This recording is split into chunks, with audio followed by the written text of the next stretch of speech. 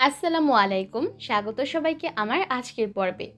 তৈরি করে দেখাবো ডিম দিয়ে অল্প সময়ে তৈরি করে নেওয়া যায় এমন একটা নাস্তার রেসিপি। আর এটা তৈরি করতে সময় যেমন কম লাগে, খেতেও কিন্তু দারুণ মজা হয়ে থাকে।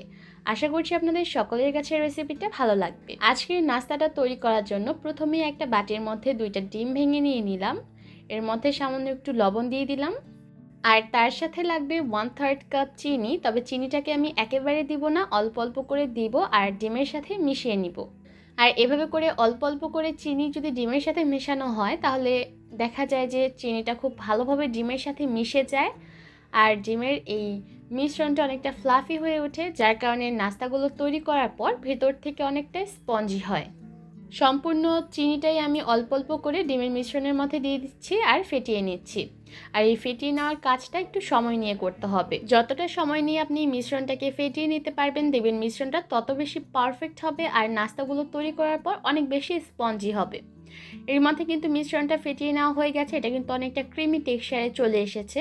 ঠিক এই পর্যায়ে আমি এর মধ্যে সামান্য একটু ভ্যানিলা এসেন্স দিয়ে দিলাম আর দিয়ে দিয়েছি 3/4 কাপ ময়দা। এবার ডিমের মিশ্রণের সাথে ময়দাটাকে খুব ভালোভাবে মিশিয়ে নিতে হবে আর একটু সময় নিয়ে মিশিয়ে নেবেন, যাতে করে মিশ্রণের মধ্যে ময়দার কোনো দলাভাব না থাকে। আর চেষ্টা করবেন একদিক থেকে ঘুরিয়ে ঘুরিয়ে মিশ্রণটাকে মিশিয়ে নেওয়ার জন্য, তাহলে দেখা যাবে নাস্তাগুলো তৈরি করার পর অনেক বেশি সফট হবে। এর মধ্যে কিন্তু মিশ্রণটা ভালোভাবে মিশিয়ে নেওয়া হয়ে গেছে আর ব্যাটারের কনসিস্টেন্সিটা আপনারা নিশ্চয়ই দেখতে পাচ্ছেন। ঠিক এরকম পাতলা করে আপনাকে এই মিশ্রণটা তৈরি করে নিতে হবে। এবার চলে যাচ্ছি নাস্তাগুলোকে তৈরি করার জন্য। নাস্তাগুলোকে তৈরি করার জন্য আমি চুলায় পর্যাপ্ত পরিমাণ তেল মিডিয়াম হিটে গরম করে নিয়েছি আর এরকম গর্তওয়ালা একটা চামচ ব্যবহার করব আজকের নাস্তাগুলো তৈরি করার জন্য। প্রথমে এই চামচটাকে তেলের মধ্যে আমি চুবিয়ে রাখবো, তারপর তেল থেকে তুলে নিয়ে এর মধ্যে আমরা যে ব্যাটারটা তৈরি করে রেখেছিলাম সেই ব্যাটারটা দিয়ে দিব। আর মিশ্রণটাকে চামচের মধ্যে দিয়ে দেওয়া হয়ে গেলে নাড়াচাড়া করার প্রয়োজন নেই।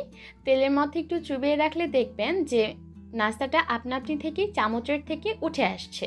আবারও আমি একই পদ্ধতিতে পরবর্তী নাস্তাটাকে তেলের মধ্যে ছেড়ে দিব। তার জন্য আবারও চামচটাকে তেলের মধ্যে চুবিয়ে নিয়ে তারপর সেই ব্যাটারটাকে চামচের মধ্যে দিব। আর একইভাবে করে আমি সবগুলো নাস্তা এই তেলের মধ্যে ছেড়ে দিব। আর যেই নাস্তাগুলো তেলে ছাড়া হয়ে গেছে সেগুলোকে উল্টে দিতে হবে, তা না হলে দেখা যাবে আবার একটা সাইড পুড়েও যেতে পারে বা কালচেও হয়ে যেতে পারে। তাই নাস্তাগুলো তেলে ছাড়ার পাশাপাশি প্রথম দিকের যে নাস্তাগুলো আমরা তেলে ছেড়েছিলাম সেগুলোকে উল্টে দিতে হবে। আর আমি শুরু থেকে শেষ পর্যন্ত চুলার আঁচ মিডিয়াম হিটে রেখেছি, কোনোভাবেই চুলার আঁচ বাড়িয়ে দেওয়া যাবে না, তাহলে দেখা যাবে নাস্তাগুলো তেলে দেওয়ার সাথে সাথেই পুড়ে যাবে। তাই চুলার আঁচ মিডিয়াম হিটে রেখে নাস্তাগুলোকে শুরু থেকে শেষ পর্যন্ত ভেজে নিতে হবে। এর মধ্যে আমার সবগুলো নাস্তা তেলে ছাড়া হয়ে গেছে আর নাস্তাগুলো তেলে ছাড়তে ছাড়তেই দেখবেন প্রথম দিকের নাস্তাগুলোর মধ্যে সুন্দর রং ধরে যাবে। আর আমি প্রথম দিকে যে নাস্তাগুলোকে তেলে ছেড়েছিলাম সেই নাস্তাগুলো কিন্তু এর মধ্যে রান্না করা হয়ে গেছে। এবার এই নাস্তাগুলোকে আমি চুলা থেকে নামিয়ে নিব। আর যেই নাস্তাগুলো আমি পরে তেলে ছেড়েছি সেই নাস্তাগুলোকে আরও কিছুক্ষণের জন্য ভেজে তারপর চুলা থেকে নামিয়ে নিব। একদমই অল্প সময়ে ঘরে থাকা সাধারণ কিছু উপকরণ দিয়ে এই নাস্তাটা আপনারা তৈরি করে বাচ্চাদের টিফিনে দিতে পারেন, আবার চাইলে ডে টাইম স্ন্যাক্স হিসেবে রাখতে পারেন। এই নাস্তাগুলো তৈরি করার পর এত বেশি সফট আর স্পঞ্জি হয় যে মুখে দিলেই মিশিয়ে যায়। আশা করছি এই রেসিপিটা আপনাদের সকলের কাছে ভালো লেগেছে। আজকের মতো এখানে বিদায় নিব। সবাই অনেক ভালো থাকবেন। আল্লাহ হাফেজ।